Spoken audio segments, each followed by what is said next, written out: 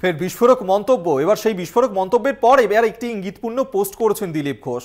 Old is gold. হ্যাঁ, social মিডিয়ায় এই পোস্টটি করেছেন দিলীপ ঘোষ। দিলীপের পোস্টে আদি নব্য দ্বন্দ্ব আরও প্রকাশ্যে চলে এলেও উঠছে সেই প্রশ্নই। বর্ধমান দুর্গাপুর লোকসভা কেন্দ্রে দাঁড় করানো হয়েছিল দিলীপ ঘোষকে, কিন্তু সেখানে তিনি তৃণমূল প্রার্থীর কাছে হেরে গিয়েছেন। তারপরেই দলের বিরুদ্ধে ক্ষোভ উগরে দিয়েছেন তিনি এবং তার যে আসন সরানো সেক্ষেত্রে ষড়যন্ত্র করা হয়েছিল সেই অভিযোগও তুলেছিলেন দিলীপ ঘোষ। এবার তিনি যে পোস্ট করেছেন তা অত্যন্ত ইঙ্গিতপূর্ণ, কারণ সেই পোস্টে লেখা রয়েছে ওল্ড ইজ গোল্ড। এই পোস্টের মাধ্যমে দিলীপ ঘোষ কি বোঝাতে চাইলেন সেই প্রশ্নই কিন্তু এই মুহূর্তে উঠছে। অর্থাৎ আদি নব্য দ্বন্দ্ব কি তাহলে বিজেপির অন্দরে আরো প্রকাশ্যে চলে এলো? বর্ধমান দুর্গাপুর লোকসভা কেন্দ্রে বিজেপির তরফ থেকে দিলীপ ঘোষকে তাকে প্রার্থী করা হয়েছিল এবং সেখানেই তিনি হেরে গিয়েছেন। দেবজ্যোতি ঘোষ এই মুহূর্তে বিশেষ প্রতিনিধি আমাদের সঙ্গে টেলিফোনে রয়েছেন। দেবজ্যোতি, দলের বিরুদ্ধে তো ক্ষোভ উগরে দিয়েই ছিলেন এর আগে দিলীপ ঘোষ, আজকে যে পোস্ট করেছেন ওল্ড ইজ গোল্ড লেখা, কতটা ইঙ্গিতপূর্ণ তার এই পোস্ট?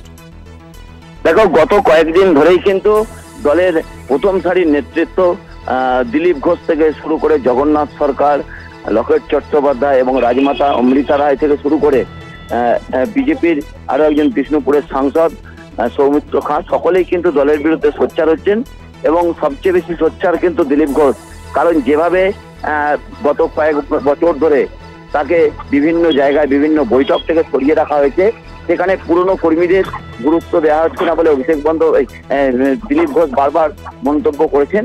সেই জায়গাতেই আজকে দিলীপ ঘোষের এই মন্তব্য নিয়ে তৃণমূল কংগ্রেস কিন্তু কটাক্ষ করতে ছাড়েননি। তৃণমূল কংগ্রেসের পক্ষ থেকে বরাবরই দিলীপ ঘোষের ব্যাপারে তারা একটু নরম মনোভাব পোষণ করেন, কারণ তাদের মূল আক্রমণের লক্ষ্য কিন্তু শুভেন্দু অধিকারী এবং সুকান্ত মজুমদার। সেই জায়গাতে দিলীপ ঘোষের আজকে ইঙ্গিতপূর্ণ পোস্ট অত্যন্ত গুরুত্বপূর্ণ। দলে পুরনোদের গুরুত্ব দিতে হবে, এই দাবি কিন্তু ইতিমধ্যে দিলীপ ঘোষ করছেন এবং দলের অভ্যন্তরের পাশাপাশি তিনি মুরলীধর সেনের লেনে তার যে ঘর ছিল সেখানে গত 2 বছর ধরে যাচ্ছিলেন না। নির্বাচনের পরাজয়ের পরেই কিন্তু সেই ঘরের চাবি খুলে তিনি ইতিমধ্যেই প্রবেশ করেছেন। সেই জায়গাতে দিলীপ ঘোষের এই মন্তব্য অত্যন্ত রাজনৈতিকভাবে তাৎপর্যপূর্ণ। বেশ, ধন্যবাদ তোমায়। বিশেষ প্রতিনিধি দেবজ্যোতি ঘোষ আমাদের সঙ্গে টেলিফোনে ছিলেন।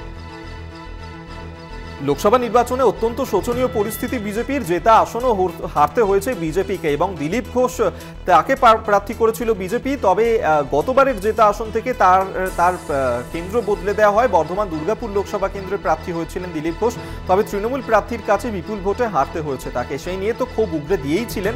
আজকে তিনি যে পোস্ট করেছেন সেই পোস্টকে অত্যন্ত ইঙ্গিতপূর্ণ, তাতেই লেখা রয়েছে ওল্ড ইজ গোল্ড, যার কারণে কিন্তু প্রশ্ন উঠতে শুরু করেছে তাহলে কি বিজেপির অন্দরে আদি নব্য দ্বন্দ্ব আরো প্রকাশ্যে চলে এলো?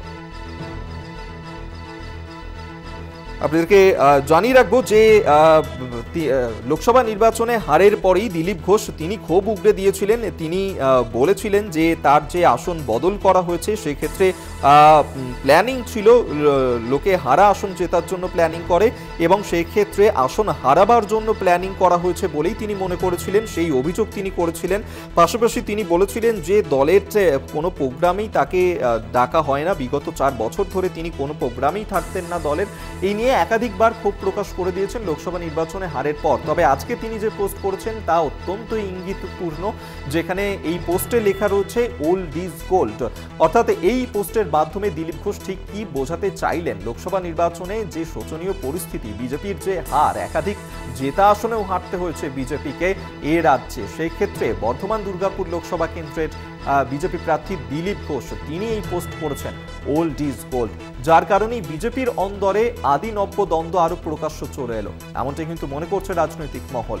তৃণমূল নেতা জয়প্রকাশ মজুমদার এই মুহূর্তে আমাদের সঙ্গে টেলিফোনে রয়েছেন। জয়প্রকাশ বাবু, দিলীপ ঘোষ আসন পরিবর্তন নিয়ে তো এর আগেই বিস্ফোরক মন্তব্য করেছিলেন, এবার তিনি আজকে একটি পোস্ট করেছেন, তাতে লেখা রয়েছে ওল্ড ইজ গোল্ড। কতটা ইঙ্গিতপূর্ণ বলে মনে করছেন? দেখুন, এটা বিজেপির একান্তভাবে আভ্যন্তরীণ ব্যাপার। দিলীপ বাবু বার্তা দিচ্ছেন নিজের দলের যে তৎকাল নেতারা এখন দল চালাচ্ছেন, যাদেরকে তিনি দালাল বলেছেন, যে দালালরা এখন দলটা চালাচ্ছে, তাদের প্রতি এই বার্তা। এবং নিঃসন্দেহে তার প্রধান লক্ষ্য শুভেন্দু অধিকারী এবং শুভেন্দু অধিকারীর সঙ্গে পরিবেষ্টিত কিছু লোকজন বলেই আমাদের ধারণা। এবং দিলীপ বাবু আগে রাজ্য সভাপতি ছিলেন, কিন্তু তারপরে আনসেরিমনিয়াসলি যেভাবে তাকে দলের কাজকর্ম থেকে দূরে সরিয়ে দেওয়া হয় এবং শেষ পর্যন্ত তার যে সাংসদীয় আসন মেদিনীপুর থেকেও সরিয়ে দিয়ে অন্য একটা অপরিচিত জায়গায় পাঠিয়ে দেয় নিশ্চিত পরাজয়ের মুখে, এই সব ব্যাপার নিয়েই ক্ষোভ বিক্ষোভ। এবং বিজেপি দলটা এখন শতভাগে বিভক্ত এবং সমস্ত কিছুর মূলে প্রধানত যারা আগে বিজেপি করেছিল তারা আমরা যা দেখতে পাচ্ছি তারা দায়ী করছে শুভেন্দু অধিকারীর